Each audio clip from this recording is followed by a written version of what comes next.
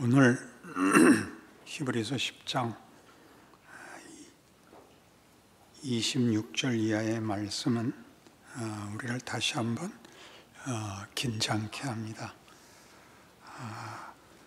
우리가 진리를 아는 지식을 받은 후 짐짓 죄를 범한 즉 다시 속죄하는 제사가 없고 오직 무서운 마음으로 심판을 기다리는 것과 대적하는 자를 태울 맹렬한 불만이 있으리라.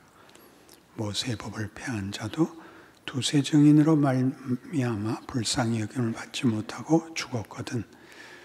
하물며 하나님의 아들을 짓밟고 자기를 거룩하게 한 언약의 피를 부정한 것으로 여기고 은혜의 성령을 욕되게 하는 자가 당연히 받을 형벌은 얼마나 더 무겁겠느냐 너희는 생각하라. 예수 믿는 거 그러지 않아도 어려운데 이제 성경에는 중간중간쯤 이렇게 무서운 경고가 나옵니다. 우리 히브리서 6장에서도 이 경고를 만났었는데 그때도 내세의 능력을 맛보고 범죄한 자는 다시 회개시킬 수 없다. 그는 예수를 십자가에 다시 못 박는 꼴이 된다. 오늘도 예수의 언약의 피와 성령의 역사를 욕되게 하는 죄가 된다. 이렇게 얘기합니다. 이런 경고는 히브리서 안에서 이해해야 됩니다. 우리 보통 생각하는 성령 모독죄, 용서받지 못하는 죄 중에 하나로 이 히브리서 6장과 히브리서 10장이 인용되는데 여기는 훨씬 더 깊은 뜻이 담겨 있습니다. 우린 히브리서가 구중하고 그리하여 격려하는 것이 예수를 믿고 천국에 간다는 복음의 내용이 믿으면 끝장이 나는 게 아니고 믿고 다시 오시는 날을 기다리는 사이, 중간 시간을 가진다는 것을 확인했습니다. 여러분이 예수를 믿고 하나님의 자녀가 되는 것과 심판의 날을 기다리는 혹은 개인적으로 얘기해서 개인의 죽음으로 끝나는 한 인생의 끝까지 시간을 가지죠. 예수 믿고 사는 시간을 가지는데 그 시간에 도대체 무슨 의미가 있느냐 하는 것을 답하는 것이 히브리서입니다. 그것이 왜 질문을 야기시키느냐 하면 예수 믿고 헌신과 진심을 바치는데도 기대한 것 같은 신앙생활이 되지 않는다 하는데 이 시간에 관한 구원에 관한 질문이 생겨나는 것입니다. 우리가 고난을 받는다는 것이 현실인데 고난은 잘잘못 때문에 일어나는 징벌이냐 심판이냐 잘하면 그럼 형통하냐 하는 문제도 여기에 포함이 됩니다. 우리가 예수를 믿고 난 후에도 천국에 당장 붙들려 가는 것이 아니라 예수를 대적한 환경 속에서 살아야 되는 것 같이 신자의 신앙 현실이라는 것은 외적으로도 고난이 당연하고 내적으로도 고난이 있다. 그렇게 얘기하는 것이 히브리서입니다. 로마서 7장으로 가겠습니다. 꼭 찾아주십시오. 신약성경 248장 15절부터 읽겠습니다. 내가 행하는 것을 내가 알지 못하노니 곧 내가 원하는 것은 행하지 아니하고 도리어 미워하는 것을 행함이라. 만일 내가 원하지 아니하는 것을 행하면 내가 이로써 율법이 선한 것을 시인하노니 이제는 그것을 행하는 자가 내가 아니요 내 속에 거하는 죄니라. 내 속 곧 내 육신에 선한 것이 거하지 아니하는 줄 아노니 원함은 내게 있으나 선을 행하는 것은 없노라. 내가 원하는 바 선은 행하지 아니하고 도리어 원하지 아니하는 바 악을 행하는도다. 만일 내가 원하지 아니하는 그것을 하면 이를 행하는 자는 내가 아니요 내 속에 거하는 죄니라. 그러므로 내가 한 법을 깨달았노니 곧 선을 행하기 원하는 나에게 악이 함께 있는 것이로다. 내 속사람으로는 하나님의 법을 즐거워하되 내 지체 속에서 한 다른 법이 내 마음의 법과 싸워 내 지체 속에 있는 죄의 법으로 나를 사로잡는 것을 보는도다. 오라 나는 곤고한 사람이로다. 이 사망의 몸에서 누가 나를 건져내랴. 이 24절의 고백은 모든 인류가 역사 내내 고백한 비명입니다. 선악을 구별 못하는 것도 큰 문제지만 아는데 되지 않는 것도 큰 문제인 것입니다. 그리고 더 놀라운 것은 예수를 믿고 난 다음에도 이 비명이 동일하게 현실이라는 데 있습니다. 오라 나는 곤고한 사람이로다. 이 사망의 몸에서 누가 나를 건져내랴. 왜 나는 죄만 짓는가? 선을 행하는 것은 어쩌다 한 번 있고 일생에 한두 번 있고, 그리고 못난 짓은 안 하려고 하는데도 되는가? 이 비명에 대하여 답이 예수로 주어집니다. 그 밑에 나오는 25절입니다. 우리 주 예수 그리스도로 말미암아 하나님께 감사하리로다. 그러니까 24절이 이 비명이 나는 왜 죄밖에 짓지 못하는가에 대하여 우리 주 예수 그리스도로 말미암아 하나님께 감사하리로다 그랬으면 분명히 이 문제가 해결이 된 고백이어야 하는데, 우리 주 예수 그리스도로 말미암아 하나님께 감사하리로다. 그런즉 내 자신이 마음으로는 하나님의 법을, 육신으로는 죄의 법을 섬기노라가 됨으로써 그 비명과 그 어떤 갈망에 예수가 답이 됐으면 예수 그리스도로 말미암아 다시는 죄는 꿈도 꾸지 않는다. 나는 오직 선한 생각만 하고 선한 결정만 내린다. 그래야 되는데, 현실이 그렇듯이, 현실이란 우리의 신앙생활이 그렇듯이 아직도 죄의 법이 남아있고 힘이 약화된 것 같지도 않습니다. 선을 향한 의식과 소원은 더 커진 게 사실인데, 신자답게 살겠다는 의욕과 명분이 강화되자 죄도 더 강화되어서 우리의 비명이 더 옛날보다 처절해졌다 하는 것이 현실입니다. 그걸 어떻게 아느냐 하면 저도 겪으니까 알고, 그 교회 올 때 표정이 그렇기 때문에 압니다. 시원한 표정으로 들어오지 않습니다. 우리의 현실입니다. 이것은 매우 놀랍게도 우리가 히브리서에서 얘기하는 새 언약, 옛 언약이 효력이 없으므로 내가 너희와 새로운 언약을 만들어 내가 너희에게 목적한 것을 꼭 승리하게 하겠다 하는 새 언약이 어떻게 소개되냐면, 옛 언약과 새 언약이 다른 것은, 새 언약은 내가 너희 마음에 심고 너희 머리에 두리라 이렇게 됩니다. 그러니까 지금 우선 이렇게 만드셔야 됩니다. 새 언약이 들어와서 옛 언약이 하지 못했던 죄와 사망을 몰아내고 이것만 남기겠다가 아니라, 우리가 환경에서 보다시피 예수를 믿으면 천국으로 부름을 받는 것이 아니라, 예수를 믿었음에도 불구하고 하나님의 자녀가 됐음에도 불구하고 죄악이 권력을 잡고 있는 예수를 못 박은 환경 속에 남겨져서 예수를 믿어야 되듯이, 예수 그리스도로 주어진 새 언약이 하나님의 뜻을 이루시려는 거룩하고 권능에 찬 약속이 다만 우리 속에 들어와 옛 죄와 사망의 권세와 함께 한 자리를 차지한 것에 불과한 것 같은 갈등의 현실을 만들어낸다고 말합니다. 그러니 놀랍지요. 하나님 왜 이 갈등과 이 실패를 완벽하게 해결해 주는 구원을 주시지 않았습니까? 라고 물을 수 있습니다. 이 질문이 나와야 됩니다. 우리는 막연히 십자가로 인하여 더 이상의 갈등과 실패는 없다고 믿는데 현실이 그렇지 않기 때문에 스스로를 이제 못 살게 굽니다.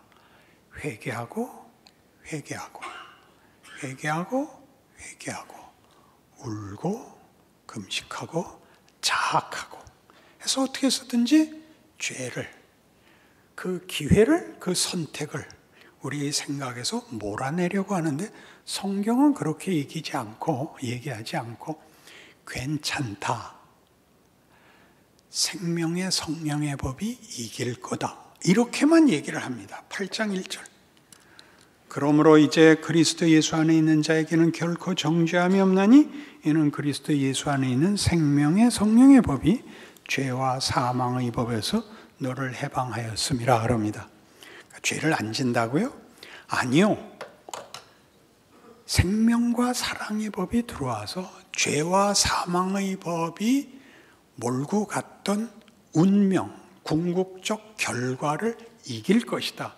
소멸하고 해소하고 쫓아내지 않고 그 둘 사이의 갈등이 아직도 오호라 나는 곤고한 사람이로다라고 만들어내는 그것이 끝이 아니라 오호라라는 비탄과 절규가 비극과 절망에서 끝나지 않게 한다 그러는 것입니다. 못 쫓아오는 표정이 됐습니다. 12절, 8장 12절. 그러므로 형제들아 우리가 빚진 자로 돼 육신에게 져서 육신대로 살 것이 아니니라. 너희가 육신대로 살면 반드시 죽을 것이라되 영으로서 몸의 행실을 죽이면 살리니 무릇 하나님의 영으로 인도함을 받는 사람은 곧 하나님의 아들이라. 너희는 다시 무소하는 종의 영을 받지 아니하고 양자의 영을 받았으므로 우리가 아빠 아버지라고 부르짖느니라. 성령이 친히 우리 영과 더불어 우리가 하나님의 자녀인 것을 증언하시나니 자녀이면 또한 상속자 곧 하나님의 상속자요 그리스도와 함께한 상속자니 우리가 그와 함께 영광을 받기 위하여 고난도 함께 받아야 할 것이니라. 이 구절도 보세요. 애매하기 짝이 없습니다. 우리는 하나님의 자녀입니다. 하나님의 후사입니다. 그리스도와 함께 영광을 받기로 약속되어 있습니다. 그런데 고난도 받아야 되고 그리고 너희는 무서워할 필요 없이 아들인 것, 하나님 아버지가 네 아버지인 것을 기억해야 된다. 무슨 말 때문에 나온 거예요? 그게 현실이면 기억할 필요가 없죠. 누리면 되죠. 갈등이 없고 공포와 의심이 없어야 되는데 이 말이 나온 이유는 신앙 현실은 애매하고 공포스럽고 아닌 것 같고 망할 것 같다. 그게 하나님이 예수로 말미암아 너희에게 준 구원받은 자녀들에게만 주는 기회다, 시간이다, 과정이다 이렇게 얘기하는 것이죠. 여기서 아멘 할 수는 없죠. 그죠? 이게 네가 틀린 길을 가서 잘못한 길을 가고 있는 것이 아니라 성경이 약속한 길이다 그럽니다. 그러니까 자꾸 로마서 8장은 자꾸 뭐냐 하면 걱정 말합니다. 걱정 말아는 왜 나오죠? 결과가 안 나왔기 때문에 나오는 거죠. 결과가 나와 있으면 걱정 말아라는 격려는 필요 없죠. 그래서 8장 26절 이와 같이 성령도 우리의 연약함을 도우시나니 우리는 마땅히 기도할 바를 알지 못하나 오직 성령이 말할 수 없는 탄식으로 우리를 위하여 친히 간구하시느니라. 말할 수 없는 탄식은 왜 나온 거예요? 얼마나 한심하면, 그렇죠? 얼마나 못났으면 성령이 탄식하며 기도를 해야 돼요. 성령이 오셔서 우리를 편들고 하나님의 영이 우리 안에서 예수 그리스도로 말미암아 이룬 구원의 완성으로 가는 과정의 현실, 증상이라고 얘기합니다. 그러니까 예수를 믿으면 신통하거나 시원해지지 않습니다. 잠깐씩은 그럽니다. 대부분의 시간은 이게 뭔가 싶은 게 정상입니다. 이게 왜 중요하냐 하면 이 과정이 무엇을 만들고 왜 이런 과정을 필요로 하는가를 모르면 체념을 하게 되고 포기를 하게 됩니다. 잘잘못이라는 것이 잘하고 못하고로 이렇게 개념으로 남는 게 아니라 한 사람의 생애에 걸쳐 그를 훈련시켜 앞으로 밀고 나간다는 걸 모르게 됩니다. 잘못마저도 일을 한다는 걸 모릅니다. 이어볼까요? 28절 우리가 알거니와 하나님을 사랑하는 자 곧 그의 뜻대로 부르심을 입은 자들에게는 모든 것이 합력하여 선을 이루느니라. 실패도 못난 것도 일을 한다. 이렇게 해석을 해야 맞습니다. 나중에 더 풍성하게 풀어드릴게요. 그리고 이렇게 또 격려합니다. 하나님이 미리 아신 자들을 또한 그 아들의 형상을 본받게 하기 위해 미리 정하셨으니 이는 그런 많은 형제 중에서 맏아들이 되게 하려 하심이니라. 또 미리 정하신 그들을 또한 부르시고 부르신 그들을 또한 의롭다 하시고 의롭다 하신 그들을 또한 영화롭게 하셨느니라. 하나님의 자녀들의 운명은 예수 안에서 완료되어 있답니다. 그 운명이, 그 승리와 영광이 완료되었답니다. 미리 아셨고 부르셨고 의롭다 하셨고 영화롭게 하셨습니다. 미래에 일어날 일인데 완료형으로 되어 있습니다.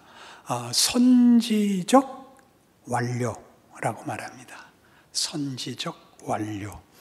그 완료된 것이 지금이어야 되는데 그러면 지금은 완료되지 않은 상태입니다. 그러나 이 운명으로 가고야 말 것입니다. 이 운명으로 가는 길을 직선으로 만들어 놓고 승리로 연장을 하지 않고 승리로 연장을 할 바에야 이 시간을 가질 필요가 없다는 얘기가 되는 거죠. 지금 이 시간, 어떤 시간? 헤매는 시간이 일을 한다고 얘기합니다.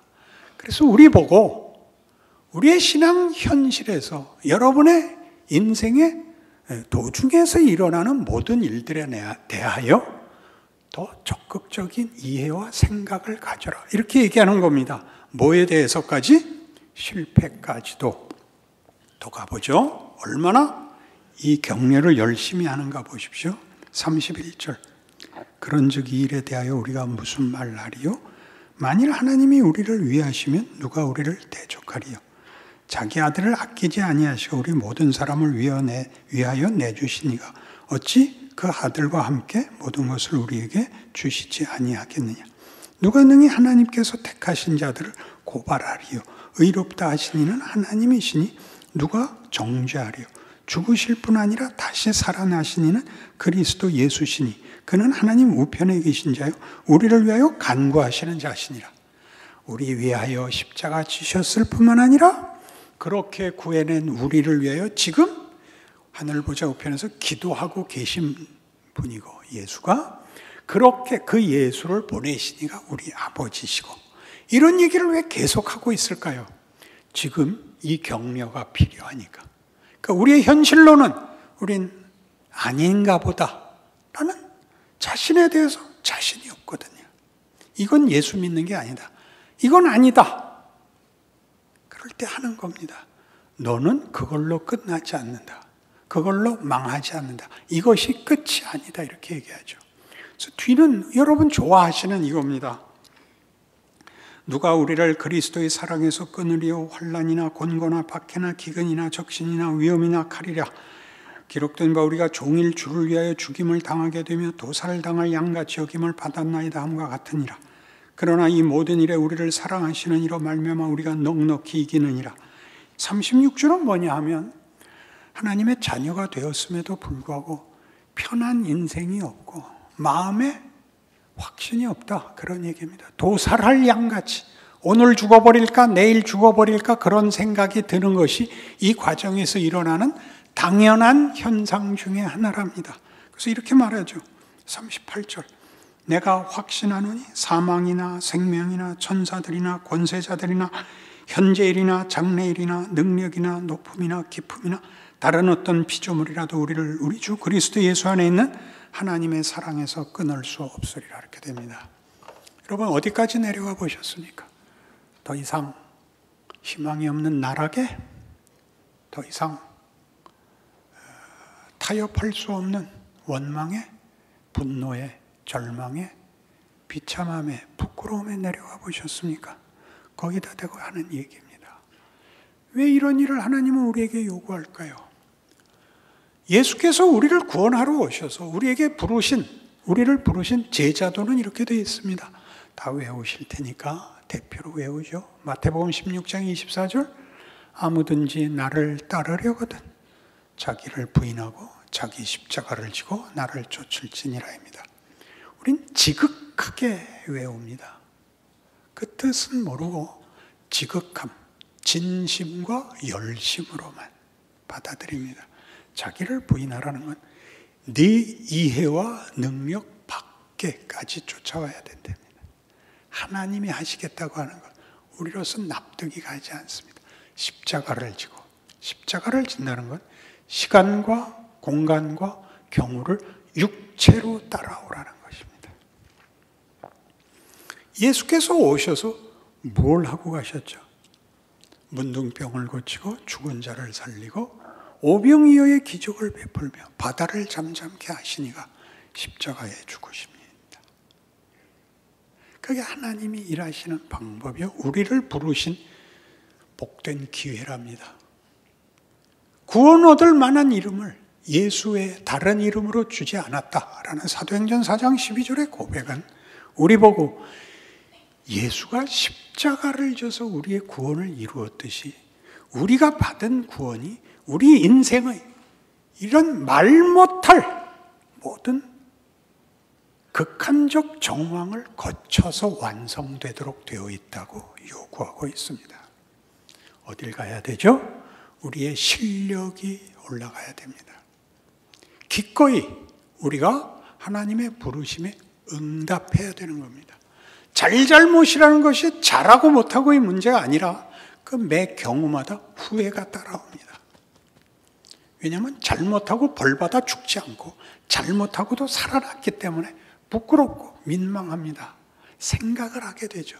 이건 뭐야? 난 왜 이래? 그게 성령이 하시는 일입니다. 네가 봐. 내 실력이 뭔가 진실을 봐. 그게 뭐야? 거기 무슨 명예가 있어? 거기에 무슨 가치가 있어? 이게 우리 인생 내내 벌어지는 일 아닌가요? 잘한 일은 없으니까 생각할 틈도 없습니다. 여러분 편안하면 졸지요. 새벽 기도에 와보셨습니까? 거긴 오늘이 마지막 날이라고 생각하는 사람만 옵니다. 편안한 사람은 안 옵니다. 편안한 사람 중에는 딱 이 사람만 옵니다. 미국 갔다 와서 시차가 적응이 안 돼서 아직도 깨어있느니 가서 기도나 하자. 여러분 터지는 자리입니다. 그게 우리에게 무슨 일을 한다고요? 내가 기대하는 만큼도 안 됐나? 내가 최선을 다했는데 왜 하나님 뒤집어 놓으셨는지 십자가를 구경하는 것이 아니라 자기 몸에 진 사람만 거기 오게 됩니다. 그게 우리 인생 전체입니다. 하나님이 끝없이 이 일을 하십니다. 성경이 이렇게 얘기를 해요. 갈라디아서 5장. 참으로 놀라운 선언을 하는데 우린 쉽게 생각했을 겁니다. 갈라디아서 5장 16절.